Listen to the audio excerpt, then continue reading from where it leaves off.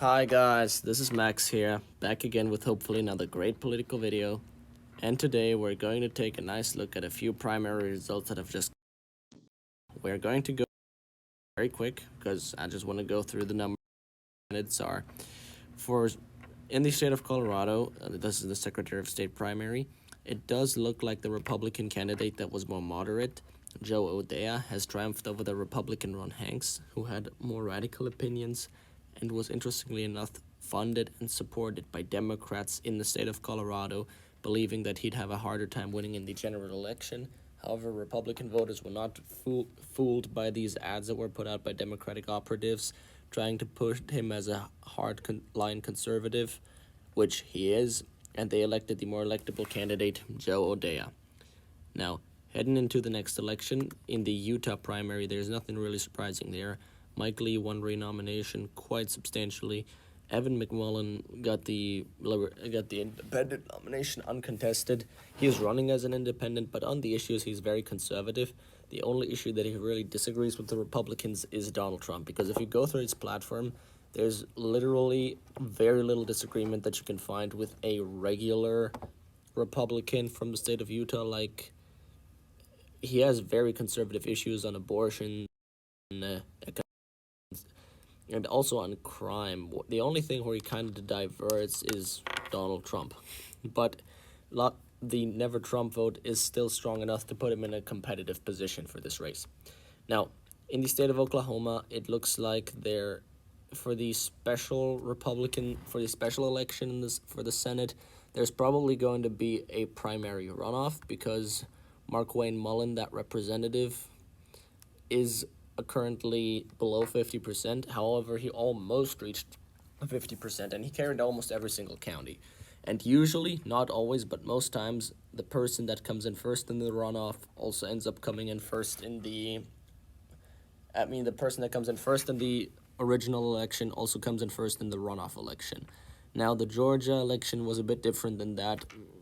There it was reverse, which had also happened before. You had Democrats come in first on election night, and then the Republicans ended up winning in the runoff, but it doesn't matter.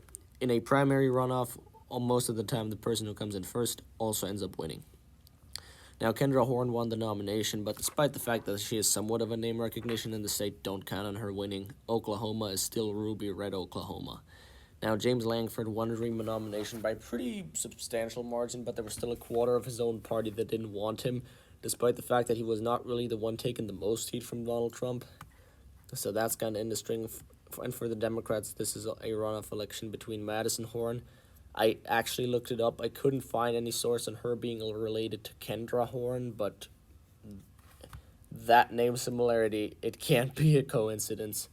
And then there's Joyson Bollinger, but I think Horn will win. Now, the primary, not the general election. Other than that, this governor's election with Kevin Stitt was actually quite close in 2018. However, 2022 is not going to be like 2018. Democrats won't have the momentum nationwide. And also, apart from that, he is now the incumbent. He has a lot more support behind himself, and he's very conservative. Now, the second House District Republican primary is super interesting because not a single candidate even got 15% of the vote. Just look at this map. It's crazy. It's like a peanut cake full of colors. It's incredible, and it's either going to be Avery Fix and Josh Breachin, and this is a primary runoff where I can totally say I got no clue who's going to win in the end. All right, now. And then last but not least, we have the Mississippi runoff results. Trent Kelly won for the first House District Republican primary, and for the Democrats, Benny Thompson, but he's the incumbent in his district, and obviously he's going to win re-election, just like the Republicans going to win re-election in that race. But here we have the runoff results.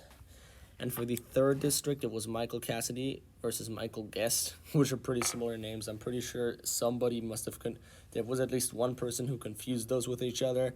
And then Stephen Palazzo versus Mike Ezell. Now, in one case, it was the case that the Republican establishment candidate was defeated, which, where are the Mississippi runoff election results here? Where are the runoffs? Now, wait, we're going to have the results in a second. Now, in one of those Mississippi runoff elections, what was the case that the more conservative Republican did win, the anti-establishment guy, while the more established one lost. But now let's just look at the results. Mississippi runoffs.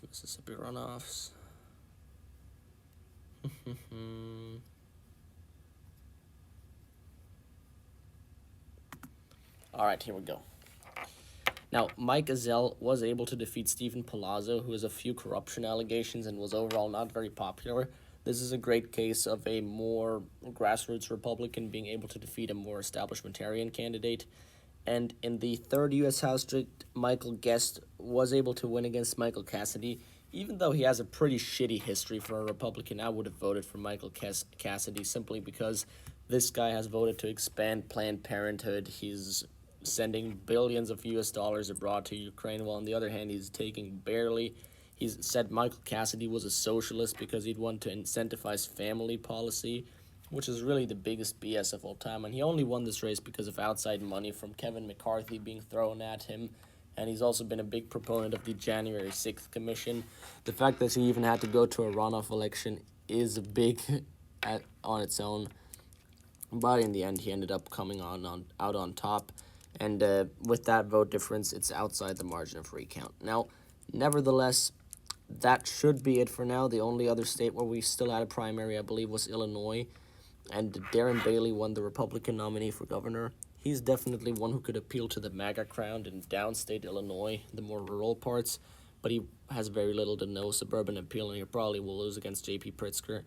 And also, like, Kathy Selby is probably not going to be able to, even though she does do better in the suburban areas in Rockford, Chicago, and Springfield, and the bigger cities where she needs to do better. I think she'll have a very hard time beating Tammy Duckworth. But if she runs a great campaign, she might be able to get this race to be well within 10%. But we'll really have to wait and see. Now, those will be it for now for most of the important races.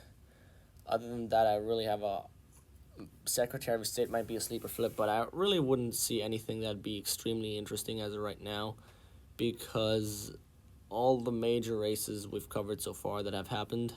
Now, there won't be any primaries for quite a long time, but then we're going to have a pretty big day where multiple states will have primaries at the same time, and I'm planning to do a live stream on that, because on the Election 22 calendar it says there will be at least a couple of primaries on August 2nd, which is going to be Arizona, Kansas, Michigan, Missouri, Washington.